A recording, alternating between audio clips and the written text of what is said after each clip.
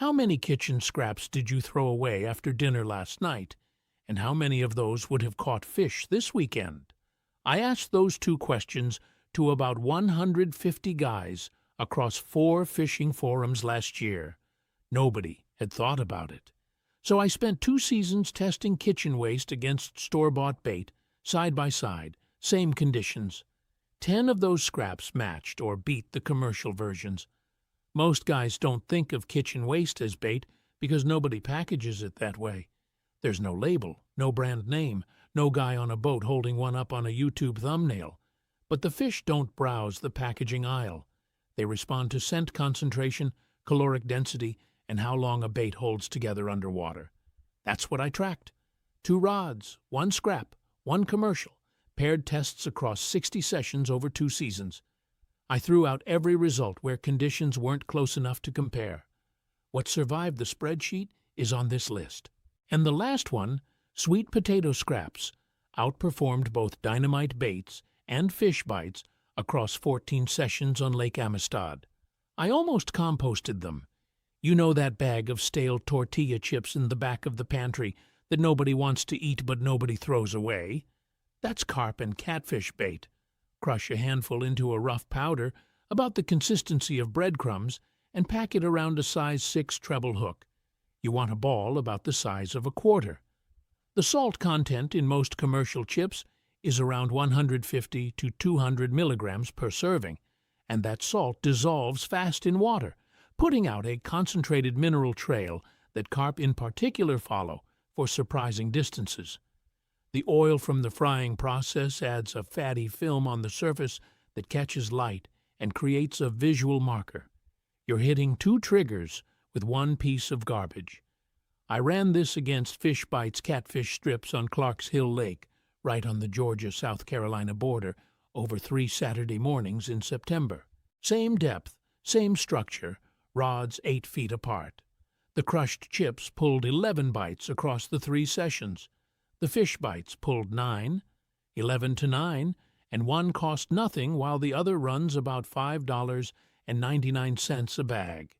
The chips also worked better as chum. I'd toss a handful of crushed pieces upstream and fish the bait ball downstream of the cloud. Within 15 minutes, carp would move into the clouded area and start feeding. You can't do that with fish bites unless you want to throw money in the water.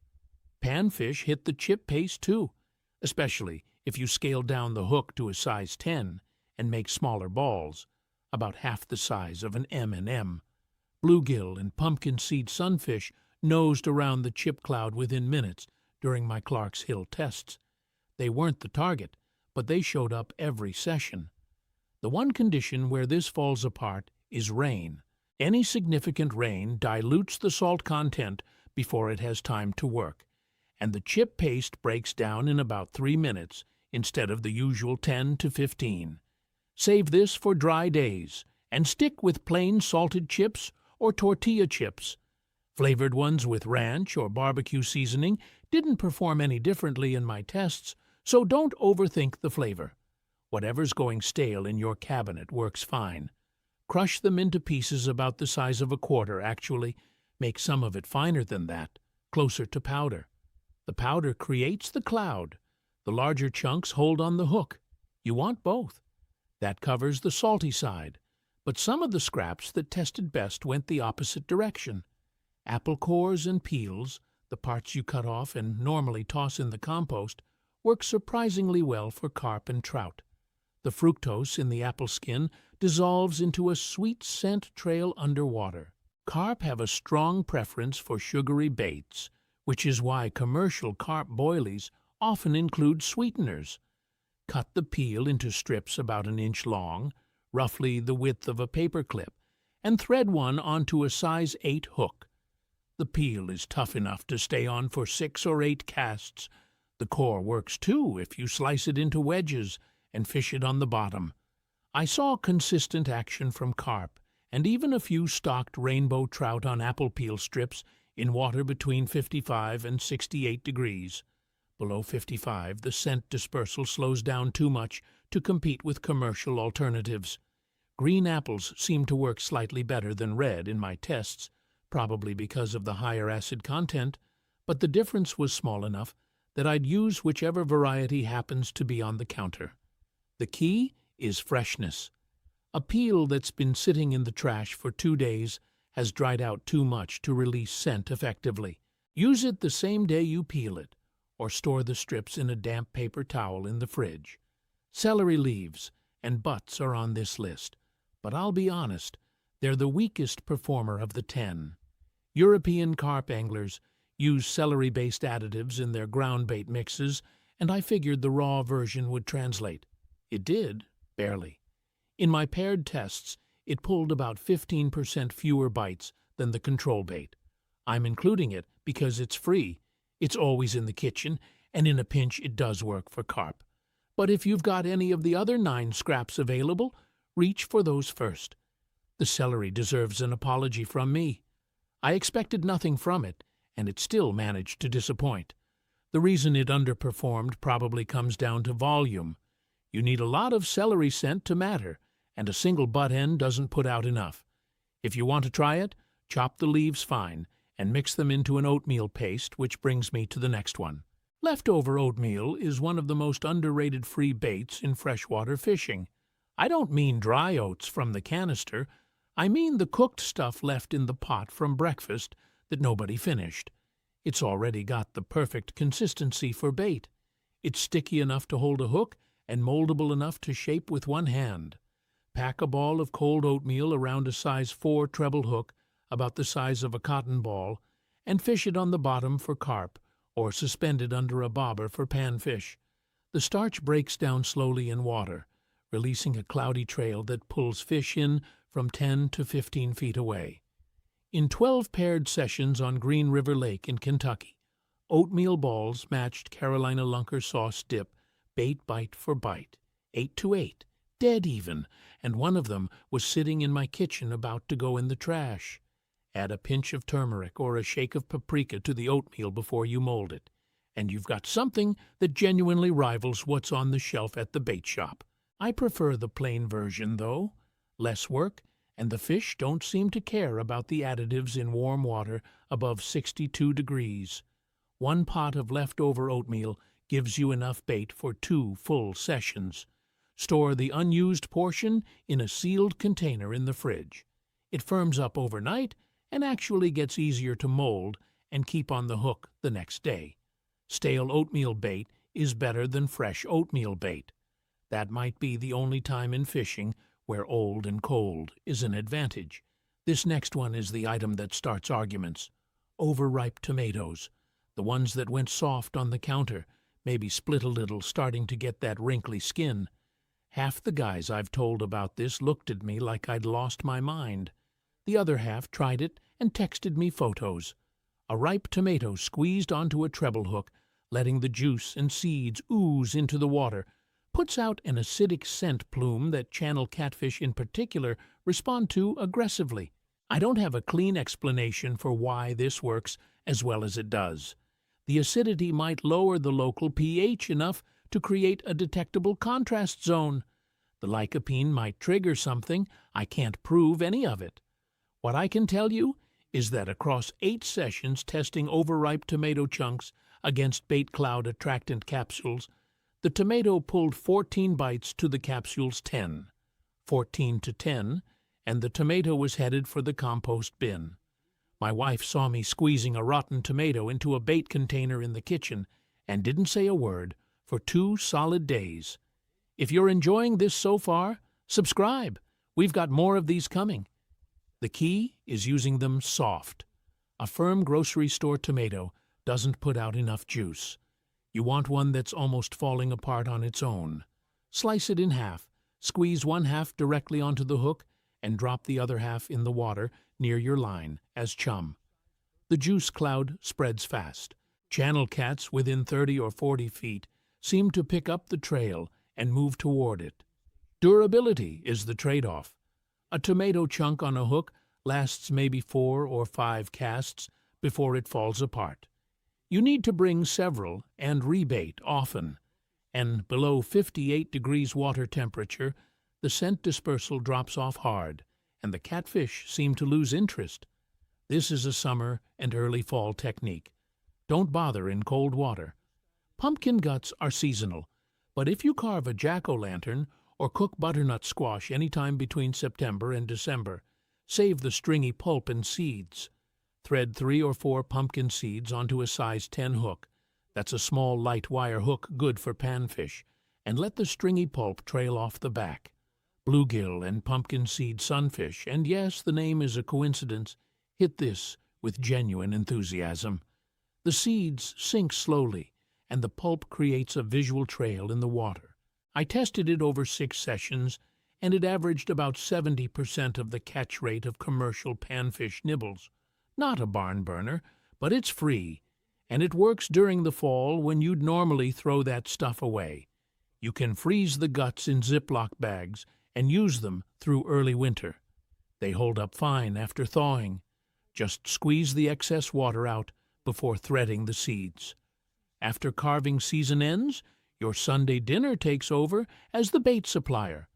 Leftover gravy and pan drippings from roasted chicken or beef are concentrated flavor bombs that work as both a dip bait and a soak for other baits on this list. Take those oatmeal balls from earlier and soak them in cold leftover gravy for 20 minutes. What you get is a bait that smells like a Sunday roast and holds together underwater for close to 15 minutes. The rendered fat in the drippings floats off the bait in a thin film, creating a surface slick that catfish and carp track back to the source.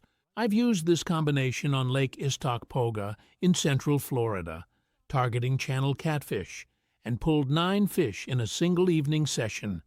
The gravy-soaked oatmeal outperformed plain oatmeal by almost double on that trip. Store the extra drippings in a mason jar in the fridge. They keep for a couple of weeks and get more pungent as they age, which actually helps. A jar that's been sitting for 10 days smells terrible to you, but to a catfish, it's a dinner bell. The mistake people make with gravy is using it warm. Warm gravy is too thin and washes off the bait in seconds.